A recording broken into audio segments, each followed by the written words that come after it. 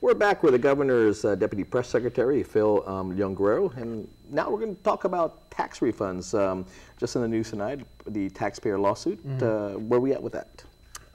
You know, we're still trying to iron out the details about timelines on when things will be paid. You know, we didn't need a court order to tell us that we need to pay tax refunds. That's one of the first things Governor Calvo was trying to take care of when he came into office.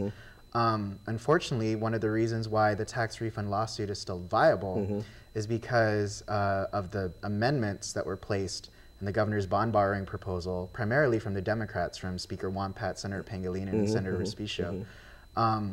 If the original bond proposal as sent by the governor were passed, we would not have an issue. We would have paid off all the delinquent tax refunds. We still have outstanding, right? We still have outstanding for current, and most importantly, though, we would have set aside the $100 million or so that we need every year in reserve to pay for the current obligation.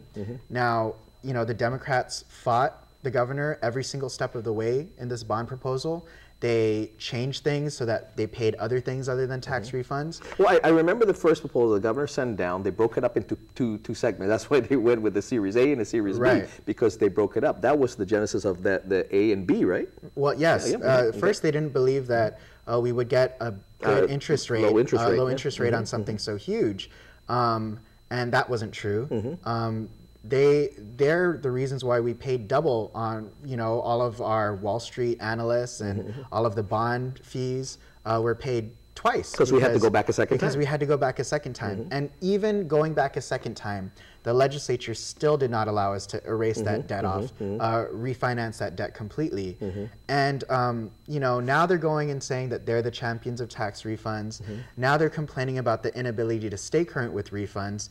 I heard in the news today that, you know, they're thinking that 1 year, they're objecting to the fact that we're saying that it may take as much as a year to pay off the current tax filings.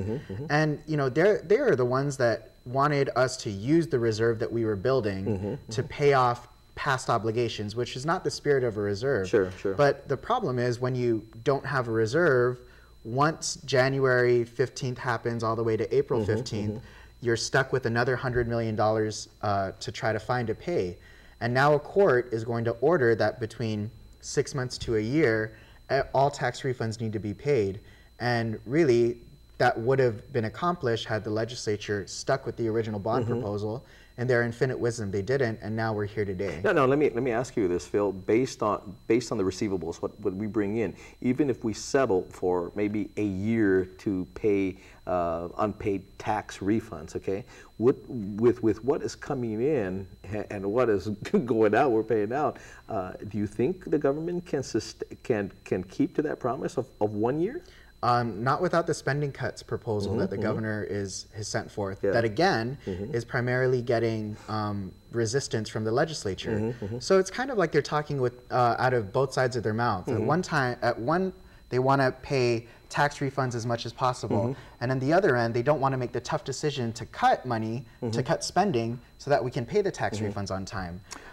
You know, it's hard to say that these are the people that are championing tax refunds when you have senators being either stumbling blocks and just trying to, you know, do away with the effectiveness of the bond. You have senators that voted no against the bond. You have even newcomers like Mike Nicholas running for senator, who was on the radio pretty much every single day during the bond discussion saying how we shouldn't borrow, how we shouldn't pay off tax refunds. So, you know, I think if you look at the whole picture and who is most fiscally responsible and who is really fighting for your tax refunds, it really is the governor and the Republican minority in the legislature. And I guess Senator Respicio had it right when he said, "I'd rather continue to owe the people than owe the bank," right? Well, you know, he also said he hopes one of the consequences of his actions and words during that may be that he won't be elected. And, you know, for some instances, I hope he's right on that. Hey, join me tomorrow on The Buzz, Isla 63, Hitchmore radio station, for more of this talk and maybe talk about Bill 52. That's tomorrow morning on The Buzz, Isla 63. It's good.